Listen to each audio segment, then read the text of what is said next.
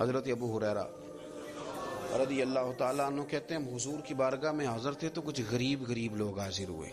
رسول کریم علیہ السلام کے حضور ناز حاضر ہو کے عرض کی حضور امیر آگے گزر گئے، نمازوں میں نہیں ہم گزرنے دیتے، ہم ان سے زیادہ پڑھیں گے، نفلوں میں نہیں گزرنے دیتے، زیادہ پڑھیں گے.